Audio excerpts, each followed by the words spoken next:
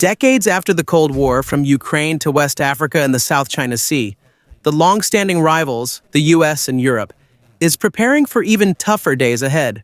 When they were called the Axis of Upheaval, it referred to a four-way alliance between China, Russia, Iran, and North Korea, cooperating at a level never seen before, all focused on America and its entire global alliance. But if we turn the clock forward to early March 2026, Iran will learn in a harsh way what the true value of the Axis of Upheaval really is. Currently, American and Israeli planes are striking various targets across the country, and the expanding alliance of forces from Europe and the Middle East is united in the belief that whatever happens next, Iran's regime must fall. Let's go back to the Axis of Upheaval, and we can expect a massive coordinated response. Included are one of the world's largest economies, China and Russia, with one of the largest nuclear arsenals, both defending the Ayatollah. But the Ayatollah is gone, and it's clear that the tide of the battle in Iran has changed on the global stage. And at the most crucial moment of Iran's need, their allies are nowhere to be found. But before we start that, if you're new to our channel, please don't forget to subscribe so you'll always be updated with videos like this. The illusory axis. Let's start with the most important question. The so-called global alliance of their people, according to Western analysts in the mid-2020s, is really gone. Although they may cooperate on some strategic objectives, Russia and China are no longer formal allies, and neither of them has a formal alliance with Iran. Their interests are generally the same, and this has led them to share military hardware, support each other diplomatically, and help each other in various ways. Collaboration in geopolitics differs from an alliance. Of course, geostrategy is risky, and just because there is no mutual defense clause or formal alliance on paper, it doesn't mean they aren't working together for a broader plan. According to a Western defense expert, the level of alignment between Russia, China, Iran, and North Korea today is greater than the alignment between Japan, Germany, and Italy at the start of World War II. So even though Russia, China, and Iran were not formal allies before the current offensive by the US and Israel began, there is reason to ask if this attack is becoming the moment that will define the boundaries for Russia and China. The alliance does not exist, and an observer might say that Moscow and Beijing see Iran as an important strategic partner, or that global powers are always playing a real dangerous game. Iran will become an ally they'll do anything to protect. But in reality, that's not what is happening. Although it was still early in the ongoing conflict in Iran when the article was written, when it comes to the involvement of Russia or China, we don't feel the need to add a disclaimer about how much the situation might change by the time this episode is released. If Russia and China were really going to step in to defend Iran and actively get involved in the conflict, they would have done it already. But to be direct, the United States, Israel, and their international allies understood even before the conflict began that Russia or China would not take action, and that they would not make this decision together either. Russia and China have different strategic thinking when it comes to Iran. For now, Xi Jinping and Vladimir Putin agree on one thing. The loss of Iran may be unfortunate, but it is not enough reason for them to enter the war.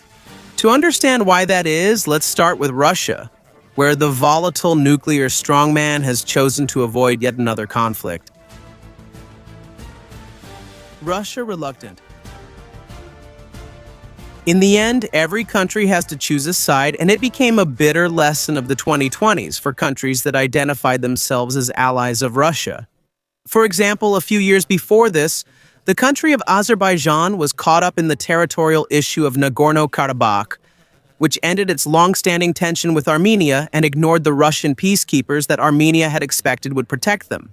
When it came to Syria, when Bashar al-Assad was facing a massive rebel offensive, Putin did not provide actual military aid to Assad. Instead, he was only offered asylum and a life under the care of Russian advisors. And in early 2026, when American special operatives took Nicolas Maduro out of Venezuela, who had been a longtime ally of Russia, Moscow's response was not serious. They issued the weakest possible condemnation, and it was clear they had no intention of changing his fate. However, there are some reasons to believe that Iran might be a special case. After all, this is a country that has grown closer to Russia since the invasion of Ukraine in 2022, while most other countries in the world have moved in the opposite direction. When Iran transferred the technical aspects of their one-way kamikaze drones to Russia, Moscow's adaptation of these drones became an important asset in their current war. In early 2025, the two countries signed a comprehensive security partnership that showed the whole world that the relationship between Russia and Iran was not only positive, but continued to develop, with each country playing an important role in helping each other avoid Western sanctions. Last year, when asked how deep the military cooperation between Russia and Iran was, Russian Foreign Minister Sergei Lavrov said, "The sky is the limit." But when the moment of truth came for Iran, let's allow Eva Hartog from Politico to explain what really happened. According to her, while US and Israeli bombs were falling on Tehran on Saturday morning, Iran's top diplomat called Moscow. On the other line, according to an official Russian statement, Sergei Lavrov offered his sympathy and promised his verbal support to his Iranian counterpart. In the immediate aftermath of the first offensive by Israel and America, Russia issued some of its strongest condemnations and criticisms, denouncing the unexplained act of aggression against a sovereign country and insisting that Trump and Netanyahu are plunging the Middle East into an abyss of uncontrolled escalation. Russia raised the possibility of radiological warfare, explicitly blaming Iran's enemies for using its nuclear program as a false pretext for the attack. When Iran's state media confirmed that the supreme leader was killed in the first offensive, Vladimir Putin personally condemned his death as an assassination. But behind the scenes, it quickly became clear that Russia was not just a mere observer. And the decision was not that difficult either. Vladimir Putin held a video conference with the Russian Security Council to discuss the ongoing events. However, he neither joined calls nor arranged communication between the Russian and Iranian militaries. He did not call the leaders of Iran. Instead, he left that task to his foreign minister. It is also known that Putin did not privately threaten Western rivals about possible Russian intervention. According to a report by Ukrainian government advisor Anson Geroshenko, written on X, Iran allegedly tried to use clauses which they believed would compel Moscow to defend them, and requested Russia to activate its missile defense system, as well as its electronic warfare system in Syria to block the military operations of Israel and America. However, Geroshenko's report is questionable since he is from a country currently under Russian attack. But if his report is correct, then Russia responded to Iran's request by deactivating its radar system in Syria and rejecting Iran's request for intervention for a technical reason, whether the particular detail is right or wrong. Russia had long been preparing for non-intervention, even before the US and Israel launched their offensive. Russia has long owed military hardware to Iran, which could have been a big help in this kind of war. This includes the relatively advanced Su-35 superiority fighters, of which Iran currently has 50 on order, and the S-400 defense system that Iran has long wanted to acquire, but Russia has not delivered. The military aid sent by Russia before the offensive was delayed and almost useless. A few attack helicopters that are not useful for the type of war that Israel and the US launched, and a few shoulder-fired missiles, only a small number of which were delivered before the offensive by Iran's enemies began. There was also no indication that Russia would provide a copy of the Shahed 136 drone, which Russia produces as the Garan, even though Iran already knows how to use the drones and helped set up Russia's production line. So it's clear that Russia is not defending Iran. But it's understandable if viewers at home are a bit confused by these analyses. After all, this is the same Vladimir Putin who invaded his sovereign rival for 4 years and deliberately positioned himself as the main enemy of the Western world. But despite Putin's rhetoric, Russia's reason for not interfering is practical. Since the war in Ukraine began, Russia no longer has enough capacity to fight at present, and especially not at a level where they could match the US and Israel in a war that's about 3,000 kilometers away from Moscow. Russia doesn't have enough equipment or military infrastructure to control Iran's air superiority, and if it can't fight the US and Israel, it's best not to even try. On the ground, Russia lacks troops, and according to Western officials themselves, Russia's losses on the battlefield are higher than their recruitment numbers for 3 consecutive months. All over the world, Russia is under intense pressure from many angles, and it can't afford even the appearance of being an ally of Iran, especially with the overextension of its military.